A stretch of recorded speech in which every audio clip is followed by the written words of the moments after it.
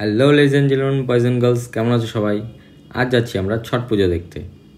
আমাদের ডালখোলাতে কিন্তু ছট পূজা দারুণ হয়।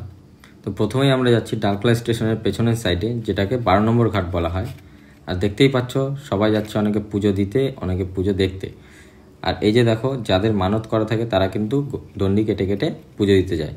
তো এবার ভেরোনিকাকে পার্ক করে পৌঁছে যায় এন্ট্রান্সে। খুব সুন্দর কালারফুল ছাতাগুলো দিয়ে সাজানো হয়েছে। আর এন্ট্রি গেটটা আর প্যাসেজটাও কিন্তু বেশ ভালোই লাগছিল।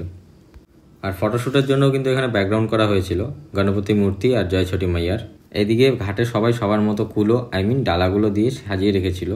খুব সুন্দর লাগছিল কিন্তু ঘাটটা দেখতে। আর এদিকেই আমার ফ্রেন্ড রিনির সাথে দেখা হয়ে গেল, আর আমার মিসেস তো সেই গল্প শুরু করে দিয়েছে।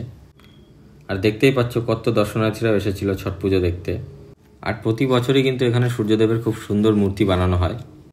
তো আমরা এবার এখান থেকে বেরিয়ে চলে গেলাম হীরাবয়রা ঘাটে।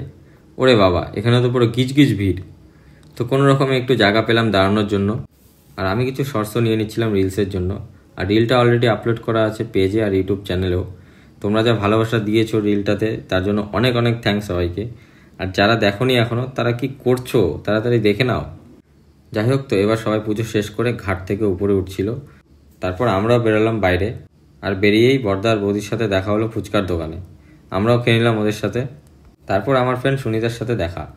ওর সাথে কিছুক্ষণ আড্ডা দেওয়ার পর চলে যাই বাড়িতে। দেন আবার ভোর 4টায় উঠে রেডি হয়ে গেলাম ভোরের ছট পুজো দেখার জন্য। তারপরে কাউকে ডিস্টার্ব না করে আস্তে আস্তে ভেরোনিকাকে বের করলাম। আর দেখি আমাদের পাড়ার রাস্তা পুরো ফাঁকা। যাই হোক, তো ফাইনালি বেরিয়ে পড়ি আমরা। ঘড়িতে তখন বাজে 4:30। প্রথমেই চলে যাই ডালখোলা মহাশ্মশানের অপোজিটের ঘাটে। আর কি কুয়াশা দেখো এখানে। আর তারপরে চলে আসি ঠিক রাস্তার এপারে বুড়ি মহানন্দা ঘাটে। গতকাল এই দুটো ঘাট আসা হয়নি, তাই এখন দেখে নিলাম। তারপর ডিরেক্ট চলে আসি আবার হীরাবয়রা ঘাটে। এখানেও দেখো একজন দণ্ডি কেটে কেটে যাচ্ছিল। আর ঘাটটা দেখো কি সুন্দর লাগছিল, পুরো প্রদীপ দিয়ে একদম সাজানো হয়েছে। আর সবাই তখন জলে নামার জন্য রেডি হচ্ছিল। তারপর কিছুক্ষণ পরেই নেমে যায় সবাই জলে সূর্যদেবকে অর্ঘ্য দেওয়ার জন্য। আর এখানে বেশি লেট করলাম না, কারণ সানরাইজ দেখবো বলে আমরা চলে যাই আবার 12 নম্বর ঘাটের দিকে। আর লাইট জ্বালানো অবস্থায় এন্ট্রান্সের প্যাসেজটা আরও বেশি ভালো লাগছিল। তারপর কিছুক্ষণ পর ফাইনালি সূর্যদেবের দর্শন হয়ে গেল। তারপরে সবাই সূর্যদেবকে অর্ঘ্যদান করার পর পুজো শেষ করে উপরে উঠে যায়। আর আমার মিসেস একটা আন্টির কাছ থেকে সিঁদুরও পরে নেয়। এবার এক এক করে সবাই সবার বাড়ির দিকে যাচ্ছিল, তাই আমরাও বাড়ির দিকে বেরোচ্ছিলাম।